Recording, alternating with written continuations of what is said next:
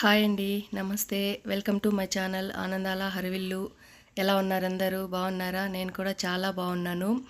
ఈరోజు వీడియోలో రంజాన్ రోజు నేను చేసిన రంజాన్ స్పెషల్ షీర్ కుర్మాని మీతో షేర్ చేసుకుంటున్నాను. నేను చేసిన షీర్ కుర్మా ఎలా ఉందో చూసే ముందు నా వీడియో కనుక ఫస్ట్ టైం చూస్తుంటే నా ఛానల్ని సబ్స్క్రైబ్ చేసుకోండి.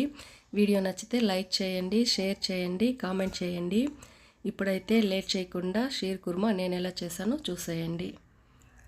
ఇదైతే రంజాన్ రోజు నేను చేసుకున్న పూజ. ప్రతిరోజు కూడా ఇంట్లో దీపారాధన ఇలానే ఉంటుంది. ఇప్పుడైతే షీర్ కుర్మా కోసం 1/2 లీటర్ కన్నా కూడా కొంచెం ఎక్కువగానే పాలు తీసుకొని అవి మీగడ కట్టకుండా కలుపుకుంటూ బాగా కాంచుకోవాలి. పాలు అనేది బాగా మరగాలి. టేస్ట్ అప్పుడే బాగుంటుంది షీర్ కుర్మా. పాలు కాగేలోపు స్టవ్ మీద ఇంకొక ప్యాన్ పెట్టుకొని అందులోకి తగినంత నెయ్యి వేసుకొని డ్రై ఫ్రూట్స్ని ఫ్రై చేసుకోవాలి. ఇలా కట్ చేసుకున్న బాదాంని తగినంత తీసుకొని మీడియం ఫ్లేమ్లోనే ఫ్రై చేసుకోవాలి. డ్రై ఫ్రూట్స్ ఎప్పుడైనా సరే మీడియం టు లో ఫ్లేమ్లో ఫ్రై చేసుకుంటేనే బాగుంటుంది. బాదాం కొంచెం ఫ్రై అయిన తర్వాత ఇలా కట్ చేసుకున్న జీడిపప్పును అలాగే పిస్తాను కూడా వేసుకొని ఫ్రై చేసుకుంటున్నాను. డ్రై ఫ్రూట్స్ అంతా కూడా ఇలా ఫ్రై అయితే సరిపోతుంది. ఇప్పుడు వీటిని పక్కన పెట్టుకొని అదే ప్యాన్లోకి 1 కప్పు దాకా సేమియా తీసుకున్నాను. ఈ సేమియా చాలా సన్నగా ఉంటుందండి. దీంతోటే షీర్ కుర్మా అనేది చేస్తారు. అందులోకి ఇంకొద్దిగా నెయ్యి అనేది తీసుకున్నాను నేను. ఈ సేమియాని మీడియం ఫ్లేమ్లోనే ఫ్రై చేసుకోవాలి. చాలా తొందరగా మాడిపోతుంది. ఇలా నెమ్మదిగా కలుపుకుంటూ సేమియాని ఫ్రై చేసుకోవాలి. ఇక్కడైతే పాలు కూడా బాగా కాగిపోయాయి.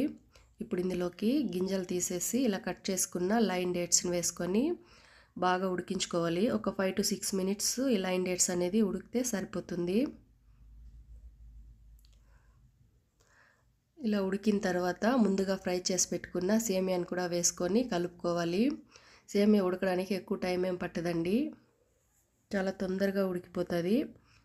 ఇలా సేమియా ఉడికిన తర్వాత ముందుగా ఫ్రై చేసి పెట్టుకున్న డ్రై ఫ్రూట్స్ని కూడా వేసుకొని ఒకసారి ఇలా కలుపుకోవాలి.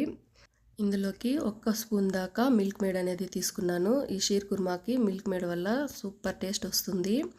ఇప్పుడు ఇందులోకి తగినంత చక్కెర వేసుకోవాలి. స్వీట్ కోసం ఆల్రెడీ లైన్ డేట్స్ వేసాము, మిల్క్ మేడ్ వేసాను కాబట్టి చక్కెర అనేది చాలా తక్కువగానే పడుతుంది. అది మనము స్వీట్ని బట్టి ఎంత కావాలనేది వేసుకోవచ్చు.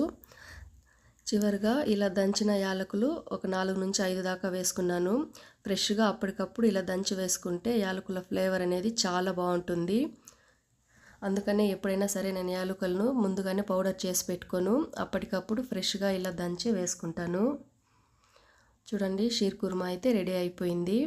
చాలా టేస్టీగా ఉంటుందండి. నోట్లో పెట్టుకోగానే కరిగిపోయేంత సాఫ్ట్గా ఉంటుంది సేమియా కూడా. చాలా టేస్టీగా ఉండే ఈ షీర్ కుర్మాని ఈ రంజాన్ రోజైతే నేను చేశాను, రంజాన్ స్పెషల్గా. చూసారు కదండి, నేను చేసిన షీర్ కుర్మా వీడియో కనుక నచ్చితే నా వీడియోని లైక్ చేయండి, నా ఛానల్ని సబ్స్క్రైబ్ చేసుకోండి. ఇంకో మంచి వీడియోతో మళ్ళీ కలుద్దాం. Thank you for watching. Bye అండి.